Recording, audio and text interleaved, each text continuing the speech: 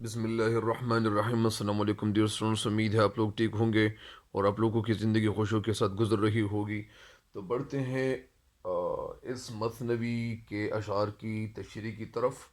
اور اشعار کی تشریح یہ اللہ تعالیٰ کی مہربانی سے ایسی ہوگی کہ آپ لوگ انشاءاللہ اس سے استفادہ ضرور کریں گے، مطلب فائدہ ضرور اٹھائیں گے۔ تو میرے چینل پہ ہر نئے آنے والے ان کو چاہیے کہ اس چینل کو سبسکرائب کریں اور گھنٹی کا بٹن بھی دبائیں،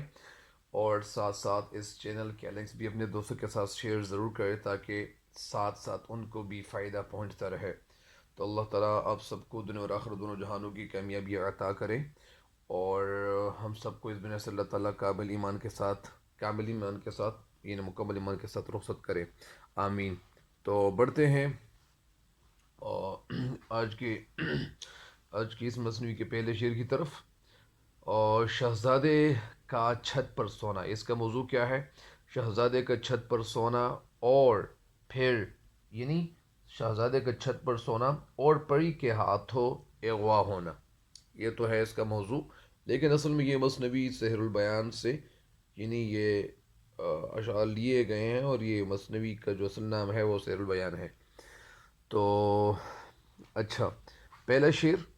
خزارہ وہ شب تھی شب چاردہ، پڑا جلوہ لیتا تھا ہر طرف ماہ، نظارے سے تھا اس کے دل کو سرور، عجب عالم نور کا تھا ظہور، عجب لطف تھا سیر مہتاب کا، کہے تو کہ دریا تھا مہتاب کا۔ قذارہ، قذارہ کے معنی کیا ہے؟ بدقسمتی۔ شب کے معنی رات، چاردہ کا مطلب چودھویں، جلوہ کا مطلب نظارہ، ماہ کا مطلب چاند۔ اس شعر میں شاعر کہنا یہ چاہتے ہیں اور بتانا یہ چاہتے ہیں، اچھا، شاعر اس شعر میں کہنا یہ چاہتے ہیں کہ میر حسن شہزادے کے اغوا کی جو رات کا جو ذکر ہے اور جو کہانی ہے، اس کہانی کا آغاز کرتے ہیں اور کہتے ہیں کہ اتفاقاً وہ رات چودھویں کی رات تھی، یعنی وہ رات چودھویں کی رات تھی۔ اور کون سی رات؟ چاند پورے اور آب و تاب سے چمکتا دکھائی دے رہا تھا، اور اس کا جو چاند کے جو جلوے تھے اور جو روشنیاں تھیں وہ چاروں طرف پھیلی ہوئی تھی، اور ہر چیز، ظاہری بات ہے، ہر چیز روشنی میں صاف اور واضح دکھائی دے رہی تھی۔ مطلب یعنی جو چاند کی جو روشنی تھی وہ چاروں طرف پھیلی ہوئی تھی۔ تو اسی وجہ سے اس شعر کی تشریح یہ ہے، یعنی شاعر شہزادہ بے نظیر چھت پر سو رہا تھا، اور نجومیوں نے جو چودھویں کی رات کو چھت پر سونے سے یعنی منع کیا تھا کہ اس کو چھت پہ نہ سونے کے لیے نہ چھوڑا جائے، لیکن شہزادے کو کوئی مصیبت، مطلب نجومیوں نے یہ بتایا تھا کہ شہزادے کو چھت پہ اس لیے نہ سلایا جائے کہ یہ چھت پہ سونا، اگر یہ سوئیں گے تو اس کو کوئی مصیبت آ سکتی ہے۔ لیکن شہزادے کو چاند کی جو ٹھنڈی روشنی تھی وہ اس کے دل کو ایسی یعنی وہ خوبصورت یعنی اس کو پسند آئی کہ اس نے چھت پہ سونے کا پروگرام بنا لیا، مطلب فیصلہ کیا۔ چاند ہر طرف اپنا نور پھیلا رہا تھا، اپنی روشنی پھیلا رہا تھا، جس سے ہر چیز کا جو حسن تھا، جو خوبصورتی تھی۔ ایک تو ظاہری بات ہے کہ جب چاند چودھویں کا ہو اور پھر ہر چیز اس چاند کی روشنی میں صاف دکھائی دے رہی تھی، یعنی ہر چیز کا حسن وہ بہت خوبصورت دکھائی دے رہا تھا۔ پھر شہزادے کا جو حسن تھا تو وہ تو شہزادہ تھا، اس کی خوبصورتی لاجواب تھی۔ اس شعر میں یعنی شاعر شہزادے کے حسن اور اس کی بدقسمتی کے حوالے سے کہ ان کی جو قسمت تھی، ان کی جو بدقسمتی تھی، تو اس حوالے سے شاعر نے یہ بیان کیا ہوا ہے، اور وہ یہ کہنا یہ چاہتے ہیں۔ اس شعر کے حوالے سے ایک شعر ہے جو بالکل ریلیٹڈ شعر ہے، مطلب تم چودھویں کا چاند ہو یا آفتاب ہو، تم چودھویں کا چاند ہو یا آفتاب ہو، جو بھی ہو تم خدا کی قسم لاجواب ہو، جو بھی ہو جو بھی ہو تم خدا کی قسم لاجواب ہو۔ تو ظاہری بات ہے کہ نزاکت نازنینوں کے بنانے سے نہیں بنتی، خدا جب حسن دیتا ہے تو نزاکت آ ہی جاتی ہے۔ بہرحال اس شعر کی تشریح مکمل ہو گئی ہے، اگلے شعر کی تشریح کی طرف بڑھتے ہیں۔ نظارے سے تھا اس کے دل کو سرور، نظارہ، نظارہ یعنی جو سینری تھی، اس کے دل کو سرور، سرور خوشی، راحت، طمانیت اطمینان، عجب کا مطلب حیران کن، عالم یعنی دنیا، نور یعنی وہ دنیا جو روشنی سے بھرپور تھی، کا تھا ظہور، ظہور کا مطلب یعنی دکھائی دینا، ظاہر ہونا۔ اس شعر میں شاعر میر حسن کہنا یہ چاہتے ہیں کہ چودھویں کی وہ رات نہایت خوبصورت تھی اور نہایت حسین تھی، چاروں طرف روشنیاں جو تھی وہ پھیلی ہوئی تھی، اور جو منظر تھا، جو نظارہ تھا وہ بہت خوبصورت تھا، اور وہ ایسا نظارہ پیش کر رہی تھی جسے دیکھ کر شہزادے کا جو دل تھا وہ خوش ہو رہا تھا، اس کے دل کو خوشی حاصل ہو رہی تھی، ہر طرف رنگ اور نور کا منظر تھا، اور ایسا لگتا تھا جیسے نور اور روشنی کی دنیا وجود میں آئی ہے۔ مطلب یعنی ایسا منظر تھا کہ ایسا لگتا تھا جیسے نور اور روشنی کی دنیا یعنی وجود میں آئی ہے۔ مطلب اس شعر میں شعر کہنا یہ چاہتے ہیں کہ ہر طرف رات کی گہری خاموشی تھی، ساتھ ساتھ یعنی وہ جو ہوا کے جو جھونکے تھے یا ٹھنڈی ہوا چل رہی تھی، اور ساتھ ساتھ چودھویں کی جو روشنی تھی، چاروں طرف روشنی پھیلی ہوئی تھی اور ہر طرف ہر چیز صاف دکھائی دے رہی تھی۔ یہ منظر ایسا دل فریب تھا، ایسا خوشگوار تھا، ایسا سحر انگیز تھا کہ اس کے دیکھنے سے دل کو خوشی حاصل ہو رہی تھی۔ جب چاروں طرف روشنی بھی پھیلی ہوئی ہو اور اس میں ٹھنڈی ٹھنڈی ہوائیں بھی چل رہی ہو، اور پھر خوبصورت منظر بھی ہو، پھر شہزادہ بھی نذیر وہ محل کی چھت پر، مطلب وہ آنا چاہ رہا تھا، اس کا دل جو تھا وہ مچل گیا تھا، اس کے دل میں خواہش پیدا ہو رہی تھی۔ اسی خواہش کے حوالے سے شعر آگے کہنا یہ چاہتے ہیں کہ نور کا یہ جو ایک حیران کن ایک دنیا تھی جو بسی ہوئی تھی، اس دنیا کو جب یہ یعنی شہزادہ بی نذیر دیکھتا ہے تو ظاہری بات ہے کہ اس کا دل جو تھا وہ کیا تھا، اس روشنی کو دیکھ کر وہ کچھ اور ہو رہا تھا۔ یعنی ظاہری بات ہے کہ انسان کا دل کیا ہوتا ہے، انسان تو حسن کا بیوپاری بن جاتا ہے، اور ظاہری بات ہے کہ یہ شہزادہ تھا، اس کا دل مطلب یعنی اس کے جو اس کی جو چاروں طرف جو روشنی پھیلی ہوئی تھی چاند کی، تو اس کے دل کو سرور حاصل ہو رہا تھا، مطلب خوشی حاصل ہو رہی تھی۔ تو اس شعر کے ساتھ ایک شعر ہے کہ خاموش ہے چاندنی قمر کی، خاموش ہے چاندنی قمر کی، خاموش ہے شاخ ہر شجر کی۔ اور اس کے ساتھ ایک شعر اور ہے کہ اے دل تو بھی خاموش ہو جا، آغوش میں غم کو لے کر سو جا۔ بہرحال اس شعر کی تشریح بھی مکمل ہو گئی ہے، اگلی تشریح کی طرف بڑھتے ہیں۔ عجب لطف تھا سیر مہتاب کا، کہے تو کہ دریا تھا مہتاب کا، عجب یعنی حیران کن، لطف مزہ، سیر مہتاب کا یعنی مہتاب کا سیر، مہتاب روشنی، یعنی مہتاب کا مطلب یعنی چاند، کہے تو کہ دریا تھا مہتاب کا، مہتاب یعنی چاند۔ شاعر اس شعر میں ہمیں بتانا چاہتے ہیں کہ شاعر ہمیں بتانا یہ چاہتے ہیں کہ اس رات چاندنی جو رات تھی اور جو نظارہ تھا وہ بڑا دلکش تھا، بڑا خوبصورت تھا، اور دل کو ایک عجیب سا سرور دے رہا تھا، اور ایک عجیب احساس دلا رہا تھا۔ ایسا لگ رہا تھا جیسے روشنی کا ایک دریا بن گیا ہے جس کی روشنی چاروں طرف پھیل رہی ہے۔ مطلب اس شعر میں شعر ہمیں بتانا یہ چاہتے ہیں، اصل میں شاعر میر حسن وہ الفاظ کے ذریعے سے، اشعار کے ذریعے سے اس منظر کو ایسا پیش کرنے کی طاقت رکھتے ہیں کہ وہ منظر ہماری آنکھوں کے سامنے دکھائی دینے لگتا ہے۔ مطلب میر حسن کو منظر نگاری میں ایک بڑا کمال حاصل تھا، اور رات کی گہری خاموشی میں چاند بہت خوبصورت نظارہ پیش کر رہا تھا۔ خوشگوار ہوا کے جو ٹھنڈے ٹھنڈے وہ جو جھونکے تھے، وہ ہوا چل رہی تھی اور جھونکے چل رہے تھے، ہر چیز پر یعنی ایک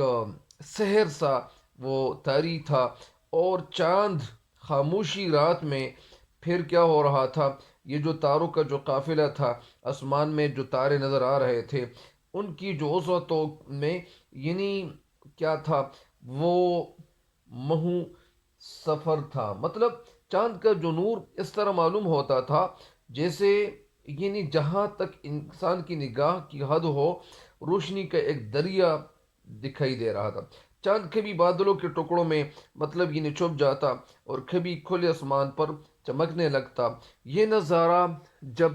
شہزادے نے کر لیا اور یہ نظارہ دیکھا، جب اس نے یہ نظارہ کیا، تو پھر ظاہری بات ہے کہ شہزادے کو یہ نظارہ بہت پسند آیا، اس کے دل کو بھایا۔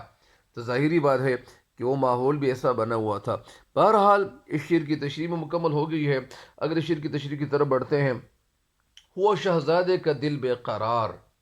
یہ دیکھی جو واہ چاندنی کی بہار۔ ہوا شہزادے کا دل بے قرار، شہزادے کا دل بے قرار ہوا، شہزادے کا دل بے قرار ہوا۔ ہوا شہزادے کا دل بے قرار، شہزادے کا دل، ہوا آخر میں پڑے، اور شہزادے کا دل بے قرار ہوا۔ یہ دیکھی جو واہ چاندنی کی بہار، اور وہاں چاندنی کی بہار دیکھی، جب وہاں چاندنی کی بہار دیکھی اور خوبصورت روشنی دیکھی، تو شہزادے کا دل کیا ہوا؟ بے قرار ہو گیا۔ شعر میں ہمیں بتانا یہ چاہتے کہ شہزادہ بے نظیر نے جب چاندنی رات کا جو ایک خوبصورت نظارہ وہ دیکھ رہا تھا، نظارہ کر رہا تھا، تو اس کا دل بے چین اور بے قرار ہو گیا، اور اس کو چاند کے ساتھ، چاند کی روشنی کے ساتھ پیار ہو گیا، کیونکہ چاند کی روشنی ایسی بہار دکھا رہی تھی جس نے شہزادے کا دل جو تھا اپنی طرف کھینچا ہوا تھا۔ اور پھر یہ ہوا کہ وہ چھت پر جانے کی تمنا یا جانے کا ارادہ کرنے لگا، مطلب خواہش کرنے لگا کہ مجھے وہاں جانا چاہیے۔ تو اس شعر کی تشریح میں ہمیں شعر کہنا یہ چاہتے کہ اصل میں ایک تو چاند کی جو روشنی تھی چاروں طرف پھیلی ہوئی تھی، اور ساتھ ساتھ دور تک ٹھنڈی ٹھنڈی جو روشنی ادھر ادھر وہ دکھائی دے رہی تھی یا ٹمٹما رہی تھی۔ اس نظارے کو شہزادے کا دل جو تھا، اس نظارے کو جب شہزادے نے دیکھا، تو ظاہری بات ہے کہ اس کا دل مچلنے لگا اور بے قرار ہونے لگا۔ خوبصورت نظارہ تو ہر کسی پہ کیا کرتا ہے، ایک مطلب سحر ڈال دیتا ہے، یا کسی انسان جب کوئی انسان خوبصورت نظارہ دیکھتا ہے، یا اسی طرح بہت سے لوگ ایسے ہوتے ہیں کہ وہ خوبصورت نظارے کی طرف نکلنے لگتے ہیں، پہاڑوں کی طرف جانے لگتے ہیں، اور وہ نظارے خوبصورت ہو، پہاڑ بھی خوبصورت ہو، دریا میں پانی بھی خوبصورت ہو، اور پانی کا جو بہاؤ ہے یا پانی جہاں سے بہہ رہا ہوتا ہے، تو ظاہری بات ہے کہ جب پانی بھی خوبصورت ہو، تو پھر ظاہری بات ہے کہ انسان کا دل اسی طرف کھینچ چلا جاتا ہے۔ تو اسی طرح یہ جو خوبصورت نظارہ تھا، تو اس نظارے کو دیکھ کر شہزادہ کا دل کیا تھا، وہ بے قرار ہونے لگا۔ خوبصورت نظارے کے دیکھنے سے اس کے دل میں جذبات کی ایک ہلچل پیدا ہو گئی، اور ہر طرف چاندنی کی جو بہار آئی ہوئی تھی، چاندنی جو روشنی تھی چاروں طرف پھیلی ہوئی تھی، تو یہ منظر بڑا سحر انگیز تھا، اور انسان کے جذبات میں مطلب ایک ہلچل پیدا کر دیتا ہے۔ شہزادوں کا چاندنی رات کی جو روشنی تھی اور چاندنی رات کا یہ نظارہ اس کو بہت پسند آ گیا تھا۔ جس طرح ایک شعر کے ساتھ ایک شعر ہے کہ راتیں تھی چاندنی کی جو بن پہ تھی بہار، راتیں تھیں چاندنی کی جو بن پہ تھی بہار، سب پھول جھوم جھوم کے ہنستے تھے بار بار، سب پھول جھوم جھوم کے ہنستے تھے بار بار۔ اس شعر کی تشریح مکمل ہو گئی ہے۔ اگلے شعر کی تشریح کی طرف بڑھتے ہیں۔ اچھا، کچھ آئی جو اس ماہ کے جی میں ترنگ، کہاں آج کوٹھے پہ بچھے پلنگ،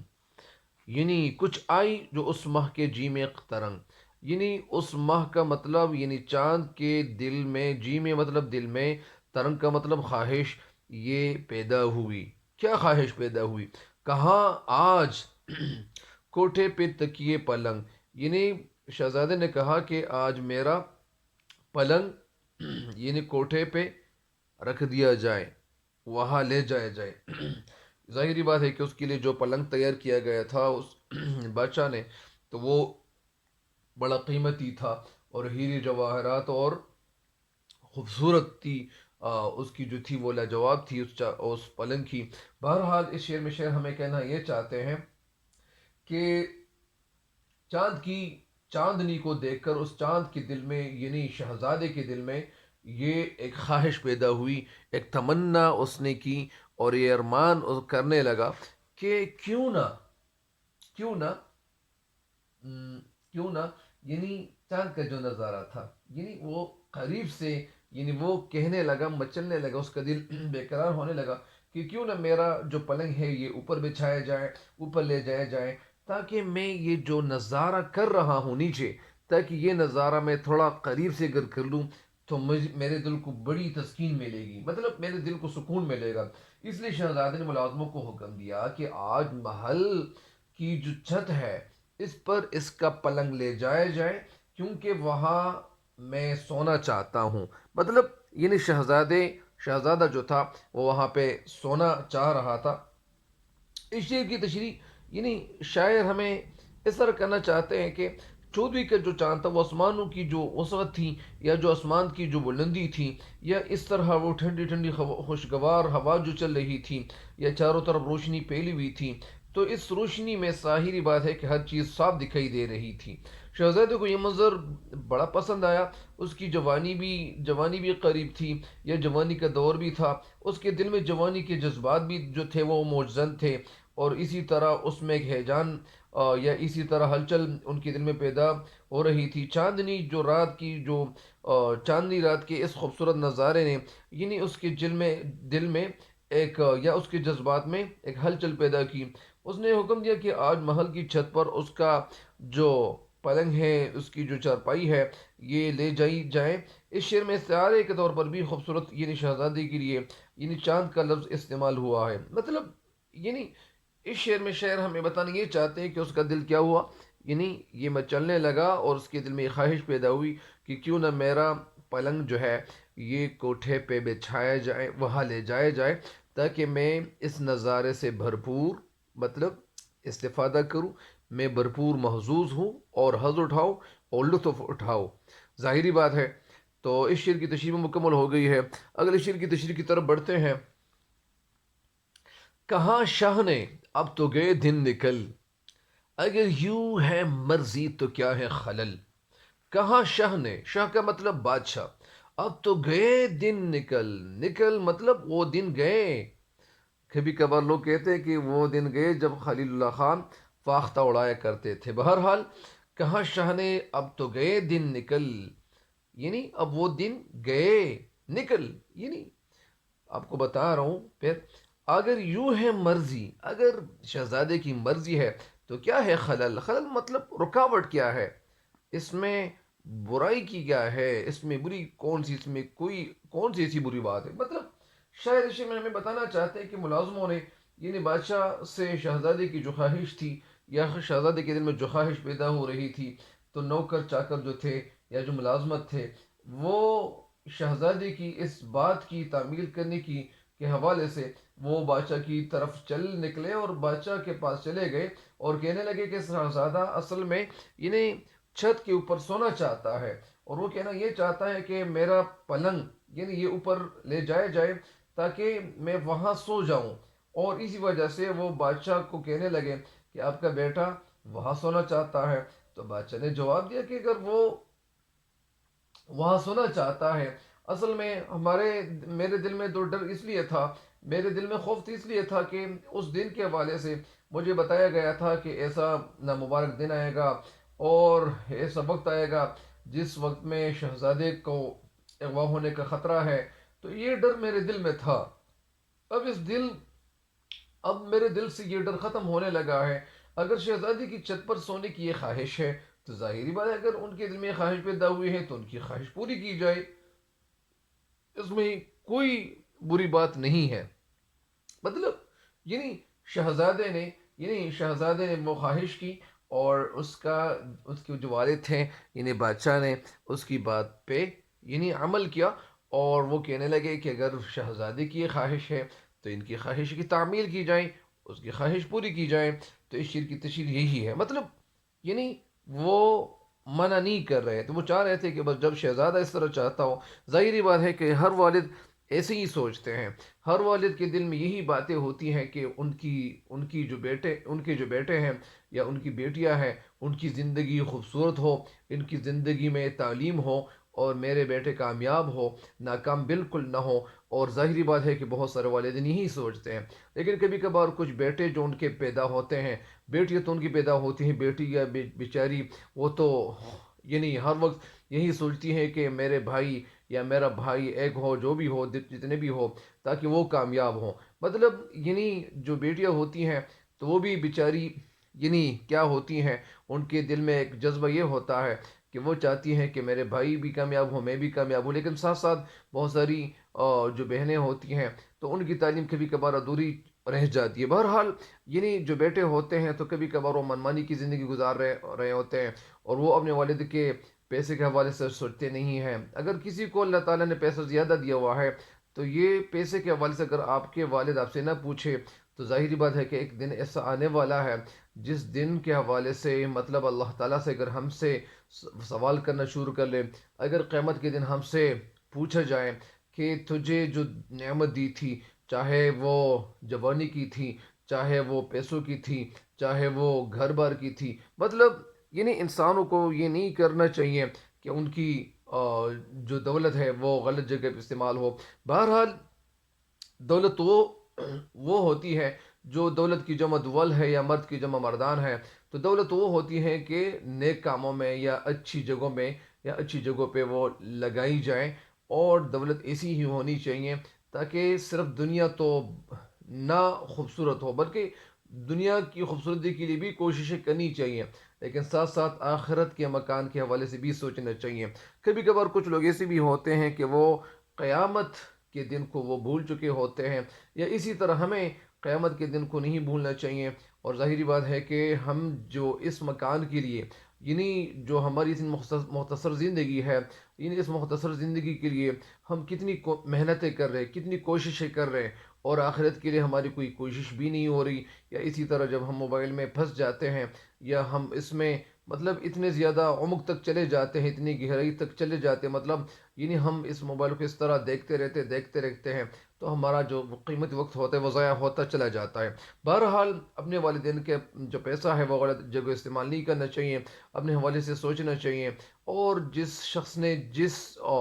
مطلب چاہے کسی نے میڈیکل میں داخلہ لیا ہوا ہو، چاہے کسی نے انجینئرنگ میں داخلہ لیا ہوا ہو، تو ان کو یہ نہیں کرنا چاہیے کہ وہ کہتے ہیں کہ اس سبجیکٹ سے ہمیں کیا فائدہ ملے گا۔ فائدہ تو ملتا ہے، فائدے بغیر فائدے کی کوئی بھی چیز اللہ تعالیٰ نے اس دنیا میں پیدا نہیں کی ہے۔ ظاہری بات ہے کہ آپ کو بہت سارے فوائد مل سکتے ہیں، لیکن انسان کبھی پورا نہیں ہو سکتا، اسی وجہ سے ہر انسان کی یہ خواہش ہونی چاہیے کہ وہ اپنی زندگی کے حوالے سے سوچنا شروع کر دے کہ میں اب تک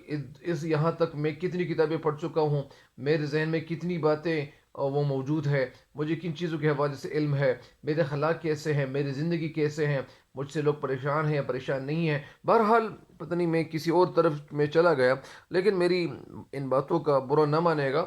ظاہری بات ہے کہ یہ باتیں میرے ذہن میں پتہ نہیں ہے ایسی ہی آ گئی، تو میں آپ کو یعنی اس شعر کی تشریحات تو میں کروا چکا ہوں اللہ کے فضل و کرم سے، اللہ کی مہربانی سے، اور ایک شعر دو کی اگر وہ مزید تشریح ہو جائیں تاکہ آپ لوگ اس سے بھرپور فائدہ اٹھائیں۔ تو بڑھتے ہیں ایک اور شعر کی تشریح کی طرف، لیکن میرے خیال میں یہ تشریح جو ابھی کی ہے تو میرے خیال میں یہ کافی ہوگی، تو تب تک کے لیے دیجیے گا مجھے اجازت، اور اپنی خصوصی دعاؤں میں یاد رکھیں۔ تب تک کے لیے دیجیے گا اجازت، اللہ نگہبان۔